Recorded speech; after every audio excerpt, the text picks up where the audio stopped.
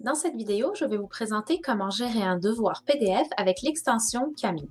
Donc, je vais commencer par publier un devoir dans Classroom. Par la suite, je vous montrerai ce que l'élève doit faire pour installer Camille et annoter le travail, comment le rendre dans Classroom. Et pour finir, je vous montrerai comment l'enseignant peut donner des rétroactions. Donc, je me rends dans Classroom. J'ai déjà publié un message dans le flux pour demander à mes élèves de cliquer sur le lien ci-dessous pour installer l'extension Camille. Ensuite, je me dirige dans l'onglet Travaux et devoirs et je crée mon devoir. Je sélectionne mon PDF et je m'assure de faire une copie par élève. Ensuite, je paramètre mon devoir et je suis prête à le publier. Je me rends maintenant dans le Classroom de l'élève. Donc, l'élève peut commencer par installer l'extension Camille. L'élève clique sur « Ajouter à Chrome », ajouter l'extension. Une fois que l'extension est installée, l'élève va la voir en haut à droite de son navigateur Chrome. Ensuite, on peut fermer cet onglet et retourner dans Classroom. Je clique sur « Travaux et devoirs » et je vais chercher le devoir qui vient d'être publié. Alors, l'élève peut ouvrir directement la pièce jointe à partir d'ici ou cliquer sur « Afficher le devoir ». Ça revient au même et il ouvre la pièce jointe qui est le PDF. La première fois que l'élève installe Camille, il va devoir cliquer sur « Ouvrir avec » et choisir « Annotate with Camille ».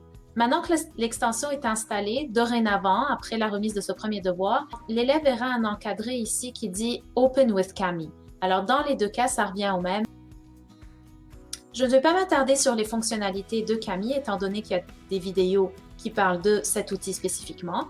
Alors ici, une fois que l'élève termine de faire son travail, une fois que le tout est fait, il doit absolument cliquer en haut à droite sur la disquette et cliquer sur « Save Now » pour que les modifications qui soient faites soient sauvegardées sur la copie PDF de l'élève.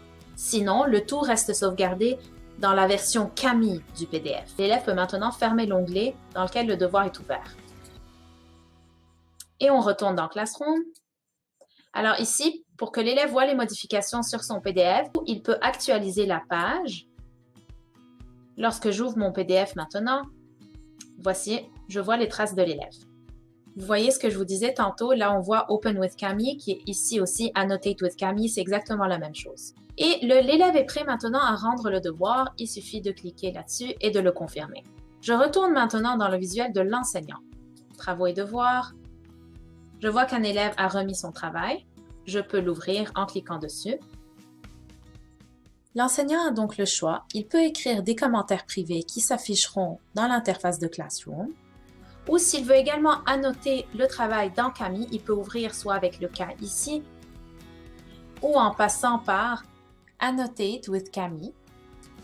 L'enseignant pourra choisir les outils avec lesquels il va donner ses rétroactions. Il peut également corriger de façon manuscrite. Encore une fois, l'enseignant doit cliquer sur Save Now pour enregistrer les modifications apportées à la copie de l'élève. On ferme l'onglet et on peut cliquer sur la flèche suivante en haut pour passer au devoir suivant si on a plusieurs élèves.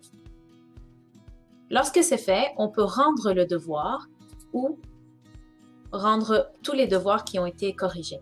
Donc là, vous ne voyez pas les modifications que j'ai apportées à la copie de l'élève, mais dès que j'actualise ma page, les modifications enregistrées dans Camille apparaîtront sur la version PDF ici.